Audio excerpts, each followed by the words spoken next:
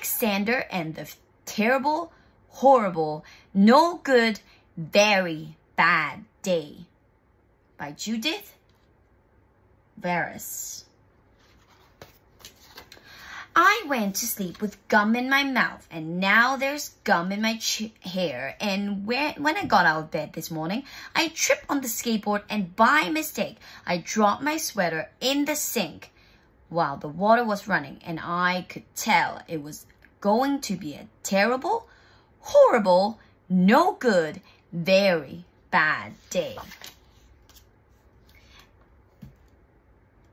At breakfast, Anthony found a Corvette Stingray car kit in his breakfast cereal box, and Nick found a Junior undercover agent code ring in his breakfast cereal box, but my breakfast cereal box, all I found was breakfast cereal.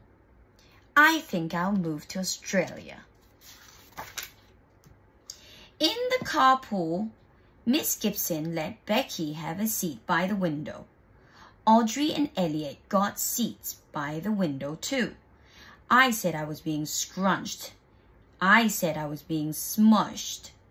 And I said if I don't get a seat by the window, I'm going to be carsick. No one even answered. I could tell it was going to be a terrible, horrible, no good, very bad day. At school, Mrs. Dickens liked Paul's picture of a sailboat better than my picture of an invisible castle.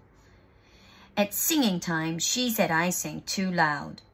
At counting time, she said I left out 16.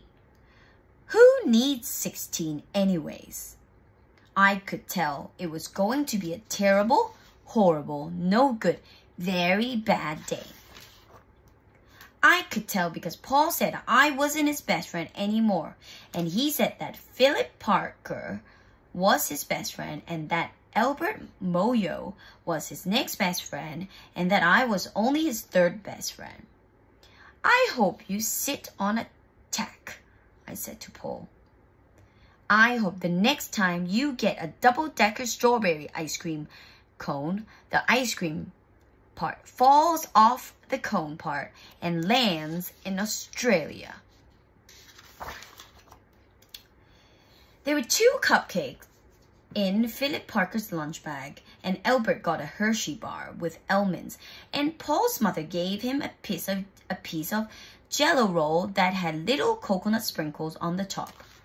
Guess whose mother forgot to put in dessert?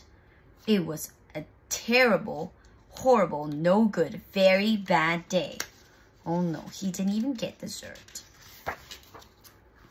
That's what it was, because after school, my mom took us all to the dentist, and Dr. Field found a cavity just in me. Come back next week, I'll fix it, said Dr. Field. Next week, I said, I'm going to Australia. On the way downstairs, the elevator door closed on my foot, and while we were waiting for my mom to get the car, Anthony made me fall while it was muddy, and then when I started crying because of the mud, Nick said I was a crybaby. And while I was punching Nick for saying crybaby, my mom came back with a car and scolded me for being muddy and fighting. I am having a terrible, horrible, no good, very bad day, I told everyone. No one even answered. So then we went to the shoe shop to buy some sneakers. Anthony chose white one with blue stripes, and Nick chose red ones with white stripes. I chose blue one with red stripes, but then the shoe man said, we're all sold out. They made me buy plain old white ones, but they can't make me wear them. When we picked up my dad at his office, he said I couldn't play with his copying machine, but I forgot. So he also said to watch out for the books on his desk, and I was careful as could be except for my elbow. He also said don't fool around with his phone, but I think I called Australia. My dad said, please don't pick him up anymore. It was a terrible, horrible, no good, very bad day.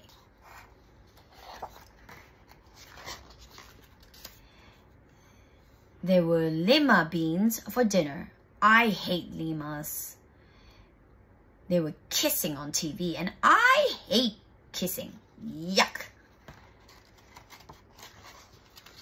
My bath was too hot. I got soap in my eye, and my marble went down the drain. And I had to wear my railroad train pajamas. I hate my railroad train pajamas. Ugh.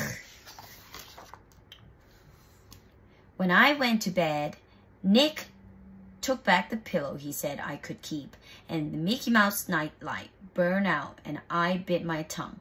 The cat wants to sleep with Anthony, not with me. It had been a very terrible, horrible, no good, very bad day. My mom said some days are like that. Even in Australia. The end. I hope you're having a good day.